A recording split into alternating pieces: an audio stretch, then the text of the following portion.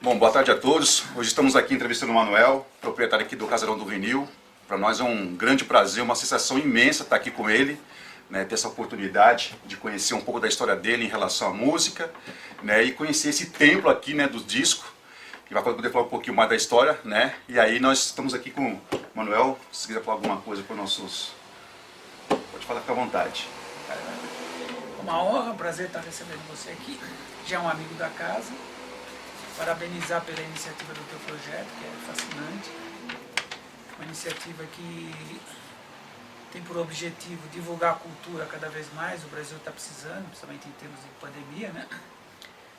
A cultura, o turismo, talvez tenham sido os dois setores que mais foram penalizados, né? Por conta dessa tragédia que está acontecendo.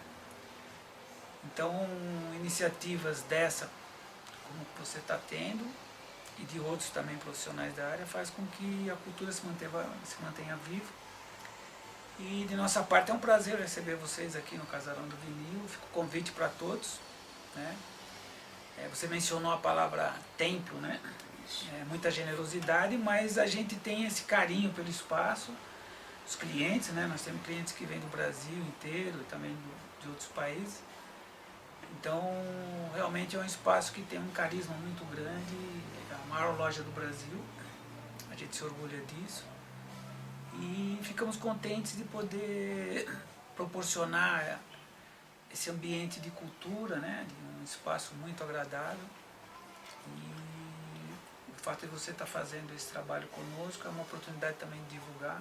Com certeza. O espaço do Casarão, e a gente agradece. Nem precisa da divulgação, porque o próprio nome já diz tudo, né?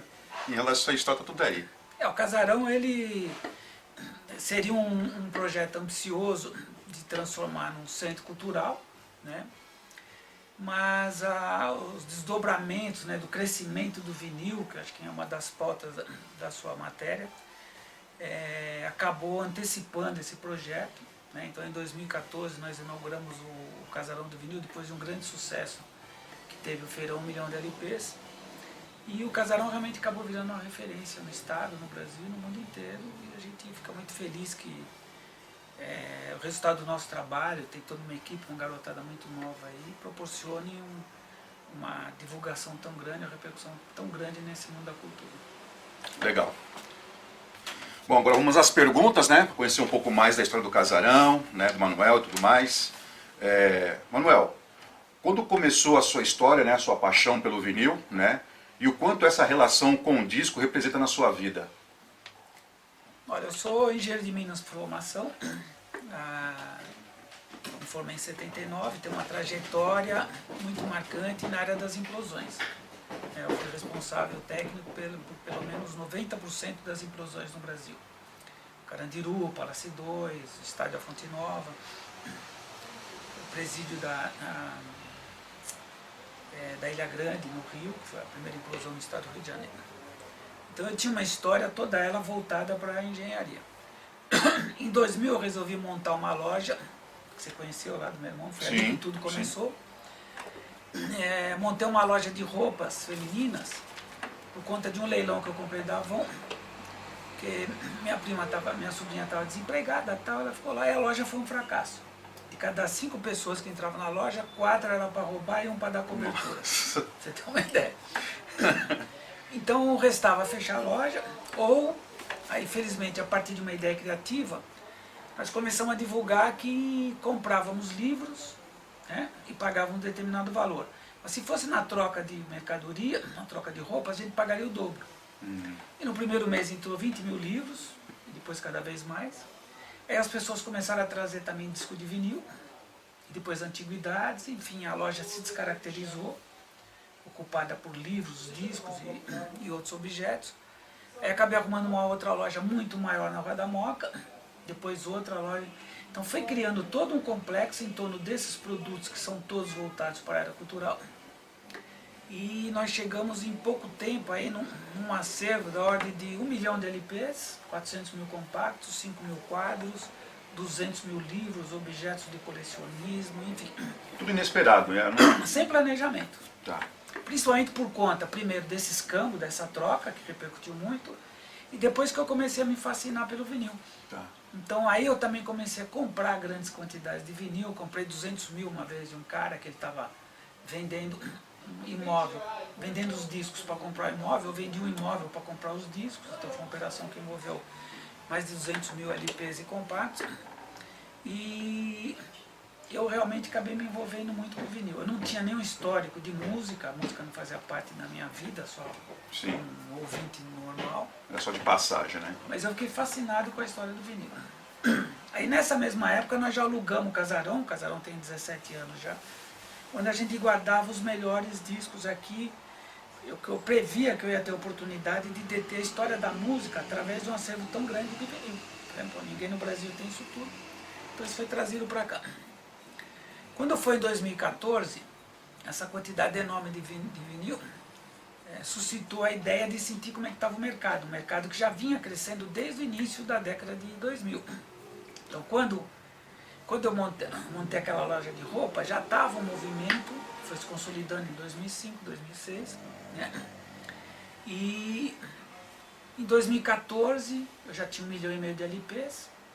Nós tivemos uma iniciativa que foi muito feliz a favor da história do vinil, do resgate, né? E na Rua da Moca, que é um espaço enorme, mais de 700 metros quadrados, galpão grande, nós lançamos um feirão anual, primeiro feirão anual, né, 1 milhão de LPs. A gente ia fazer isso uma vez por ano. Foi em março de 2014. E naquela semana a repercussão foi tão grande que nós resolvemos repetir na semana seguinte. E chamamos de segundo feirão anual. Nossa. E a Catraca Livre divulgou, e apareceram mais de 700 pessoas, lotou, alucinados. O espaço, que é enorme, muito grande, ficou lotado. Eu comecei a ficar preocupado. Então mandei buscar um caminhão de disco numa outra loja, para colocar na calçada, para que quem chegasse nem precisasse entrar, porque eu comecei a ficar preocupado com a segurança. E algumas pessoas também saíram, então a calçada ficou cheia, sabe? Lotou na calçada. A meninada chegava com aquelas roupas tudo bonitinha e tal, né? Sentava na guia de perna aberta, foi uma esculhambação, mas teve uma repercussão impressionante. E por conta dessa repercussão, nesse dia, pra você ter, foi um dia só, nós vendemos 9 mil discos em um dia, e a gente ainda dava um de presente. Então foram 18 mil discos num único dia. E aí, nós resolvemos repetir a dose no fim de semana seguinte. Foram 23 fins de semana, 23 feirões anuais, parodiando o Juscelino Kubitschek, né? 50 anos em 5. Então, em 23 fins de semana, nós fizemos 23 feirões com essa chamada, repercutiu em São Paulo inteiro, vinha gente de todos os cantos. Nossa. Teve gente que comprou mais de 1000 discos em várias visitas, enfim. Isso virou uma marca. E nos estimulou a inaugurar o Casarão. Então, em setembro de 2014, nós inauguramos o Casarão, né, já está caminhando aí para 7 anos, e o nome do Casarão acabou representando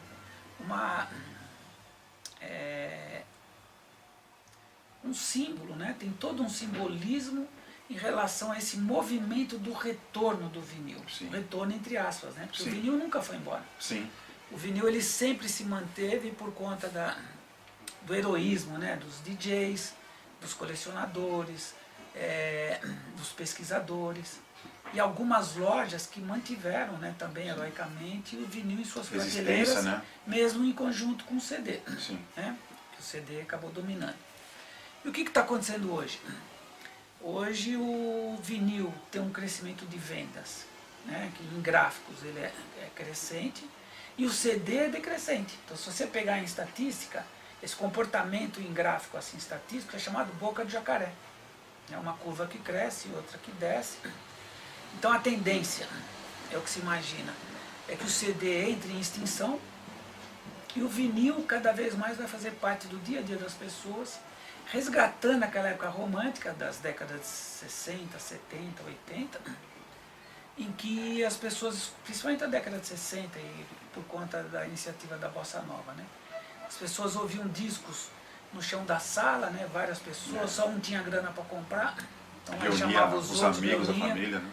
Então está ocorrendo esse resgate, porque as pessoas de certa forma se cansaram um pouco, né? De escutar música de forma isolada, estamos começando a resgatar um pouco essa figura do ritual de escutar junto, além do pacote de vantagens que o vinil representa, né? Ele a qualidade de som é superior a outras mídias, a beleza das capas, né? O volume de informações que vem na contracapa, a dificuldade em piratear, enfim, mas o mais representativo é esse ritual, esse resgate. Isso aí, viu, Marcelo, que está acontecendo com a sociedade atual, é um reconhecimento de que todos os itens, né, do dia a dia da vida das pessoas nas décadas de 50, 60, 70, eram representados por coisas de mais qualidade. Sim. Então, você vê móveis. Os móveis tinham 100 anos naquela época, estão até hoje. Madeira maciça, né? Vão durar mais 100 anos. O argumento das Casas Bahia é garantia de 1 ano. Esses móveis. Então, nos móveis, na moda, tá vendo o resgate também da moda, né? Vestidos daquela época, decoração, hoje todo mundo decora com coisas modernas, mas associada com coisas antigas. Então, tudo isso é um resgate, né? Não é um movimento nostálgico, é realmente o reconhecimento da qualidade daqueles produtos, e o vinil é o mais representativo desse movimento. Sim. Entendeu? É o item mais porque tem outros valores agregados também, né, no som de vinil. E o que eu acho mais interessante no teu caso aqui no Casarão, porque assim, é afastado justamente do centro, né, de São Paulo, ali na região central, que é onde tem as grandes lojas também, que deveria ser o seu concorrente direto lá, né? E no caso de vocês estão aqui praticamente meio que isolados desse centro, né, competitivo, para estar num lugar aqui que se destacou e virou uma referência, né, saindo daqui da Moca para várias regiões em todo o Brasil. Isso aí também não foi planejado, foi um movimento natural, por conta do acervo que a gente tinha, mas o que você está dizendo é verdade, né? O centro representa, né, é o ícone, né, o espaço vocacionado para essas lojas. Existe também em Pinheiros, na Vila Madalena, né, principalmente Pinheiros, algumas lojas, mas a partir do instante que a gente sentiu que estava realmente colaborando com a divulgação da cultura do vinil, e eu, por ser da Moca, e a Moca tem também esse carisma, o bairro mais antigo de São Paulo, né, depois do centro, a Moca é o bairro mais antigo. E é um bairro muito emblemático, né, todo mundo tem na Moca o seu bairro querido, e quem mora na Moca tem esse bairrismo todo. Então isso também nos motivou a um projeto ambicioso, que é fazer da Moca a capital do vinil em São Paulo. E quando você fala São Paulo, você fala do Brasil, e a música brasileira exerce um fascínio muito grande nos outros países. Então, muita gente de outros países vem aqui. Por isso que a loja aqui abre todos os dias. Porque o domingo é um dia perdido para o turista que vem para comprar disco. E aí ele encontra no Casarão um espaço onde ele pode ocupar o dia inteiro. Além de ser um ponto turístico também, né? Sim, um ponto turístico, cultural, tem tudo a ver. Né? A Veja fez uma matéria uma vez, onde colocou o Casarão do Vinil como um dos 30 pontos turísticos de São Paulo, nivelando com o Museu da Língua Portuguesa, com o Teatro Municipal, Mercado Municipal, Museu do Ipiranga, Museu do Futebol. Isso para nós, é lógico que a gente não tem essa pretensão, mas o fato de ter colocado uma matéria, né? É o reconhecimento. Uma passagem obrigatória, né? Para nós representa um orgulho muito grande. Tá. Você disse que tardiamente você aprendeu, né, a ter esse carinho pelo vinil. Aí vem uma pergunta, vamos ver se você lembrar. Você se lembra qual foi o seu primeiro disco, né? Que você, putz, gostei disso, vou ouvir e tal. Olha, voltando na infância, o primeiro disco que eu tenho lembrança, que ainda era em 78, meu irmão tinha uma pilha lá de disco 78 ações, é um disco do Nerino Silva, se eu não me engano, o Nerino Silva, o Anísio Silva, que é Minha Sogra. Né? A música é Eu Gosto da Minha Sogra. O cara tá na contramão de todo mundo, o cara gostava. E a música é incrível, tem ela de cor até hoje. Uma música emblemática, hein? Emblemática. Mas depois vieram outras músicas, né, que fizeram parte da minha história de vida. Um que me marcou muito tem a ver com o resgate das lembranças do meu pai. Né? Meus pais são portugueses. Meu pai veio no Brasil, chegou no Brasil dia 13 de janeiro de 53 e minha mãe em maio de 54. Porque naquela época era difícil, o cara vinha na frente e depois... E meu pai conta, e depois eu pesquisei e confirmei isso, o Carlos Galhardo ele teve uma turnê pela Europa, ficou o ano de 52 inteiro lá. E ele voltou para o Brasil no mesmo navio do meu pai. e cantou no Converse para o pessoal da terceira classe. Então todo mundo foi no Converse, ele cantou, e meu irmão, meu pai, houve uma época, alguns anos atrás, em que eu estava resgatando essa história da imigração, que é fascinante, né? Sim, história, né? O fato da pessoa abandonar seu país, a família, para lutar por alguma coisa melhor, tá? É uma coisa, tem a ver com muita coragem, né? Muita determinação. Então eu resgatando esses momentos, ele me contou isso, e ele cantou a história, né? Cantou a música que mais marcou, que é Doce Amor, do Carlos Galhardo. Nossa. Então, uns 60 anos depois, ele cantou lá pra mim no almoço, a gente estava tomando uma cervejinha, e aquilo me marcou. Então eu fiquei de olho com esse negócio das pessoas, porque a gente todo o tempo recebia disco, e comprava 2.000 discos por dia. Então eu ficava de olho em se achava esse disco. Aí um dia, um cara entrou com alguns discos embaixo do braço, o primeiro era do Carlos Galhardo, 10 polegadas, e quando eu peguei, capa azul, e lá Doce Amor. Então eu contratei um carro de som, que ficou passeando No bairro aqui. pelo quarteirão, né, do meu pai, tocando a música. Nossa! Então foi um negócio super legal, né, comovente. E é uma das músicas, mas tem outras. Chico Mineiro, né, eu sou engenheiro de Minas de formação, então o Chico Mineiro é praticamente um hino da nossa profissão. Então é uma música que também faz parte da minha memória afetiva. Domingo no Parque, né, uma música também que na época dos festivais chamou muita atenção, assim como Disparada, porque, não sei se você é dessa época, mas na época dos festivais, a disputa era equivalente ao envolvimento de uma Copa do Mundo. Sim. Né? Teatro lotado, a semana inteira discutindo quem ia ganhar, tal. Então essas músicas da época dos festivais também marcaram muito a minha vida. Então são músicas que fazem parte dessa memória afetiva. A Construção também é uma música muito legal que eu também tenho na minha conta. Não, fica à vontade. Tá gravando? Pode perguntar. Ele vai editar depois. Não, não entrar, não. Vocês estão usando ali. Eu vou lá embaixo. Tá bom, daqui a pouco eu desço. Então é bacana porque a história da música está presente no dia a dia da gente. O pessoal me considera, o pessoal da mídia tal, considera que eu sou o maior colecionador de discos. E que eu tenho essa vertente voltada para a música. Né? Na verdade, até injustiça com outros que têm uma importância muito maior. Talvez o meu mérito tenha sido o fato de ter tido a percepção na época, né, de adotar de forma arrojada um projeto ambicioso. Felizmente tem dado bastante resultado e eu acho que fiz parte da história do vinil nesse resgate, né, nesse retorno, entre aspas, que está fazendo com que o vinil volte à rotina das pessoas de forma tão comovente até, e os números provam isso. Bom, você falou do disco, agora gostaria que você me falasse, se você se lembrar, qual foi o seu primeiro aparelho de som da época? Olha, aparelho de som, se a gente voltar para essa época aí da minha sogra lá, o disco de 78 rotações, meu irmão mexia com isso desde adolescente, arrumava. Ele pegava 2 aparelhos de som e montava uma motocicleta, ele era maluco. Você viu lá... Professor Pardal, né? Você viu o pano de fundo do cenário lá do ateliê dele. Mas aquele que marcou, assim, que era uma coisa que era minha, era o 3 em 1. O 3 em 1 é o fusquinha, né, das vitrolas, né, como a gente chama. Tinha aqueles maiores, antigos, que eu nunca tive. Mas o 3 em 1, ele foi o que marcou, né, a minha história. E a de muita gente, porque o 3 em 1, por ser o Fusca, né, das vitrolas, ele dominou muito o cenário das salas de visita da maioria das pessoas de classe média das décadas de 50, 60, 70. Dava aquele charme também dentro de casa, né? No ambiente ali, dava aquele charme, né? E era oportunidade, a pessoa tinha no 3 em 1, né, o rádio, Sim. fita cassete, que também tem o mérito de ter dominado, né, o espaço dos nossos dias a dia durante uns 20 anos. Depois do vinil, o vinil é de 48. Sim.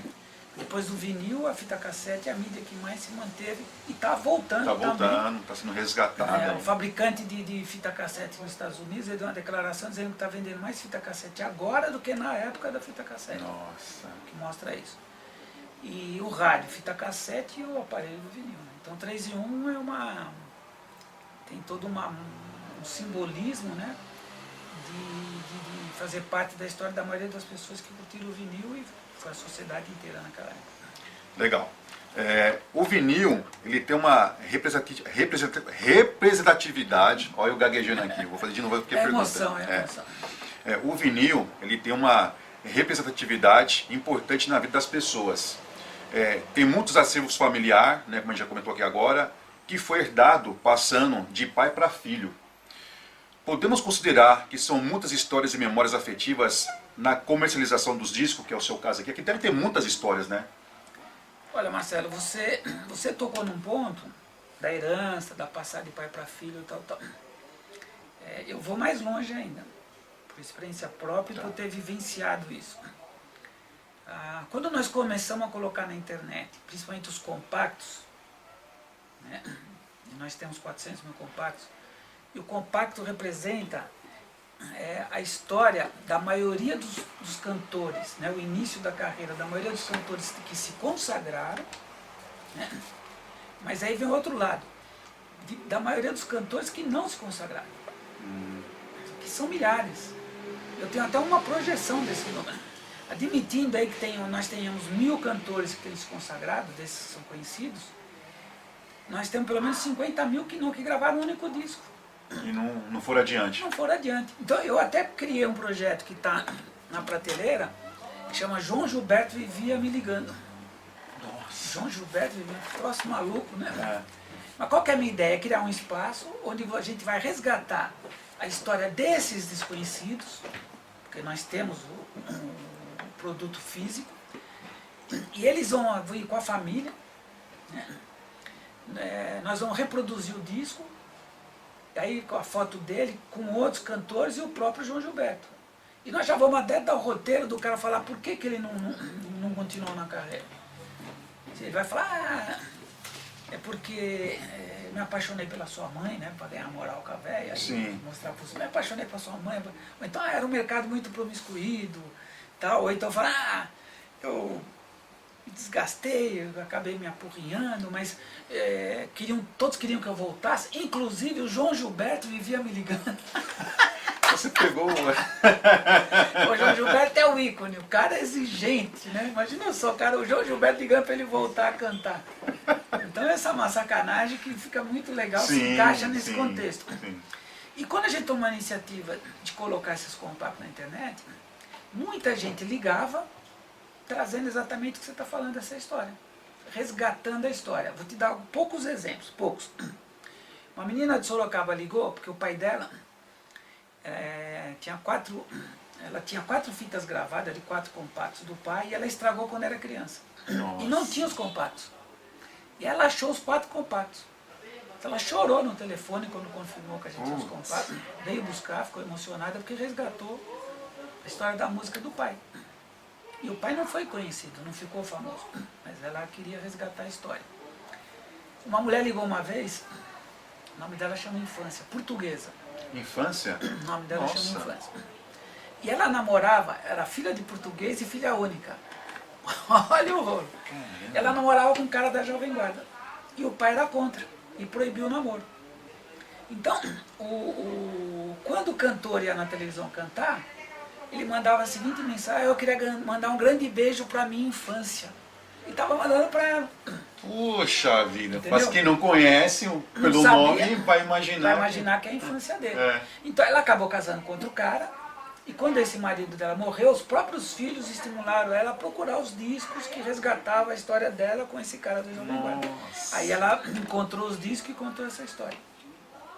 Entendeu? Coisa linda. Então tem dezenas de histórias assim.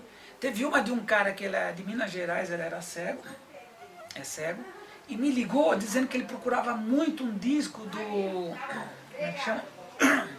É um humorista. Esqueci o nome do humorista, talvez lembre ainda. Ele queria muito aquele disco, ele tinha a coleção toda. Ele falou, pô, vocês têm quase tudo.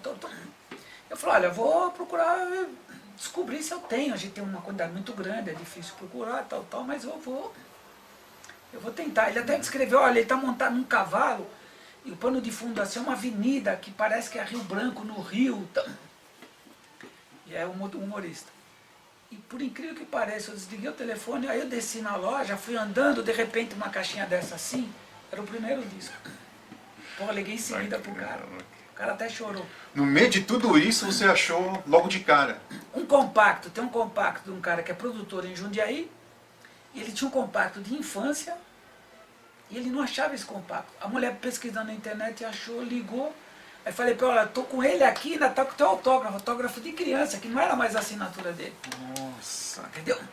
Então eu ficaria horas aqui contando pra você essas Todas histórias. as Então histórias. isso que você mencionou e tudo mais, realmente o vinil ele tem uma ligação com a memória afetiva de muitas pessoas. Então é a mãe que vem comprar o disco do filho. Isso chama-se um fenômeno chamado de cauda longa, né? Porque antigamente você vendia poucos livros aos milhões, poucos filmes, milhões assistiam. Né? Então, hoje não. Mesmo aquele produto que só tem um ou dois, tal, pela internet você consegue colocar milhões na vitrine da virtual. Sim. Então você expõe esses itens que tem poucos. Então nem que seja para resgatar a história da mãe que quer saber do disco da tia, como já teve cara que veio buscar. Tem uma cantora da Jovem Guarda que chama Roseli. Isso eu não conheço. Ela não tinha os discos, alguns discos mais raros. Ela descobriu não é com a gente. Ao invés de mandar pelo correio, os filhos pagaram a passagem para ela vir buscar pessoalmente. Ela fez questão de pegar pessoalmente aqui, veio de avião e foi... Olha só. Então é muito... o vinil é fascinante pela música, pelo representa. Agora, mais do que isso, o vinil tem registrado todas as atividades humanas. Nós temos uma sala aqui com 3.000 vinis que a gente usa para a imprensa, inclusive para mostrar para algumas matérias, onde tem discos que contam a história do futebol, todas as copas, do humorismo, todos os humoristas, Chico Anísio, Golias, Emmanuel Vasconcelos, Jô Soares, ali todos, a política, o folclore, a iconografia com fotos do Rio de São Paulo, todas as manifestações, atividades, por exemplo, ensinando taquigrafia. Nossa. Vinil com braille, vinil ensinando a dirigir, com bula de remédio, não, é uma coisa maluca. Então não está inserido só no contexto da música, ele é muito mais abrangente. Tem muito mais assuntos, né? Bom, com a chegada do CD, né, e de outras mídias digitais do final dos anos 80, uma geração inteira, né, mudou sua relação com o consumo da música. E o vinil foi perdendo seu espaço para a modernidade. Como foi para você essa transição do vinil para o CD?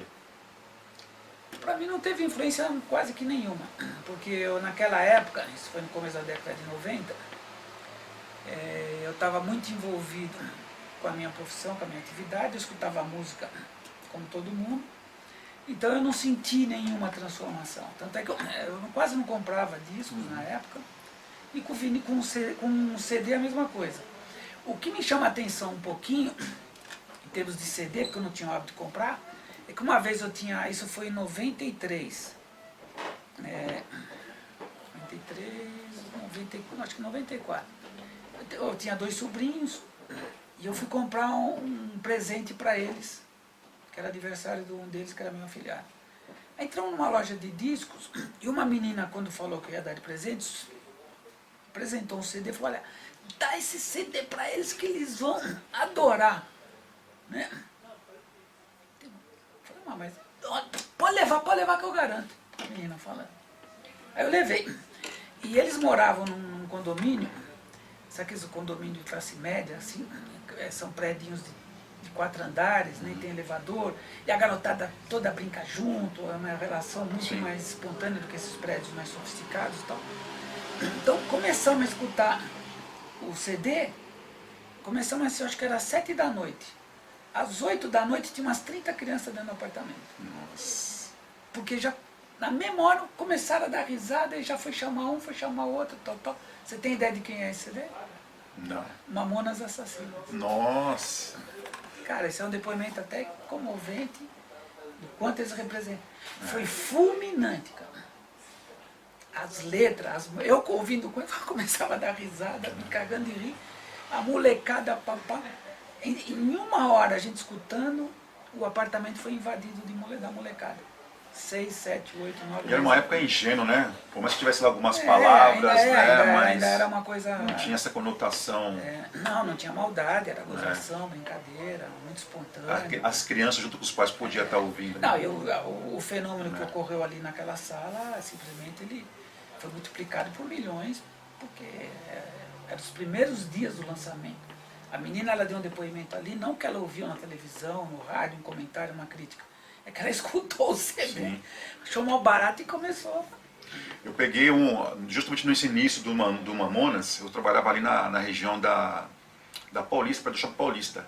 Lá tinha 89, né, a Rádio Rock.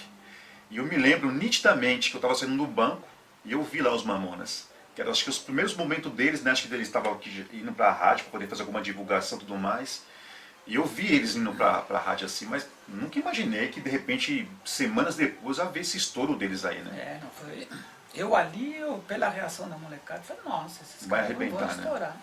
Você já tem a noção, né, de tudo isso aí, né? Foi muito legal. Em tempos de música digitais, o ato de escutar um som de LP é bem diferente. Porque tem todo um ritual, como a gente conversou aqui agora, né, para um amante de vinil. O que existe de mais interessante, além de ouvir os chiados, né, nas músicas, que é o grande charme, né, o que você considera, além do disco, enfim, né, de estar tocando, o que você gosta de apreciar? Olha, atualmente o grande mérito do vinil é exatamente esse fascínio que está exercendo as pessoas, porque não é um movimento nostálgico, vintage, nada. A garotada está curtindo vinil. Uma parte por influência dos pais, mas boa parte porque está reconhecendo no vinil essas qualidades, né, com relação à qualidade musical e a beleza das capas, o volume de informação que vem atrás, enfim, e o resgate desse ritual de escutar junto. Então é esse conjunto de fatores. Mas o mais importante realmente é a garotada está curtindo o vinil. Eu vou dar um depoimento aqui que é fantástico. O sujeito até é passível de ser estudado. Em 2003, que era quando começou esse meu fascínio pelo vinil, comecei a comprar tal, aquele lote de 200 mil, eu levei 6 mil para uma feira que teve lá no Conjunto Nacional, foi iniciativa da produtora do filme Durval Discos. Durval Discos. Eu tinha esse filme. Tá, você viu esse filme, você é um dos poucos que viu, porque o filme repercutiu muito e você tá ligado, era da cultura. Sim. Ele passou lá no Astor, foi o último filme antes do Astor virar a Livraria Cultura, aí no Conjunto Nacional, depois se transformou na livraria. O filme repercutiu pouco, mas aquela feira no saguão teve uma repercussão impressionante. Em 2003, para você ter uma ideia, em 15 dias de feira, nós vendemos ali 36 mil reais. Foi um puta faturamento. Só que tem um detalhe, teve uma pilha assim, ó, de cheque, não teve um cheque devolvido. Poxa, E não sei se você lembra disso, em 2003, era uma época em que os postos de gasolina, de uma pilha assim de cheque, um terço era devolvido. Que era o perfil de cara que estava agora. Então ali me chamou a atenção, falei, caramba, nenhum cheque devolvido. E era um risco para vocês, né? Já foi me revelando o perfil do vinil. Aí o que acontece? Quando nós fizemos o feirão em 2014, nesse período todo, e principalmente que era do feirão, na época do feirão, nós vivemos muita situação em que a honestidade das pessoas foi colocada à prova. Como assim? Puta, esqueci o dinheiro, depois você paga. O cartão não passa, depois você paga. A maquininha caiu o sistema, depois você paga. O cartão está com defeito, depois você paga. Virou uma marca da loja. Vamos confiar. Vamos confiar. Cegamente. E todo mundo pagava. E tem histórias incríveis. Tinha uma velhinha que no sábado ela gastou 600 reais e ela, algum problema lá na hora, o cartão e tal. Eu falei, nossa, você não gostou da loja? Nossa, adorei, sábado que vem. Então no sábado que vem a senhora paga. Não gosto de ficar devendo, eu vou deixar aqui depois. Não, a senhora vai levar, quem manda nessa merda aqui sou eu. Senão eu vou dar um cacete na senhora. A velhinha deu risada e levou o compromisso de pagar no outro sábado. Nossa. Voltou no domingo seguinte, no dia seguinte. Era um sábado, voltou no domingo, para pagar. E comprou mais. Olha só. Teve um garoto de Goiás de 18 anos, que também num sábado, final da tarde, ele selecionou uma quantidade, eram R$ 800, ele queria pagar em dinheiro, e não no cartão.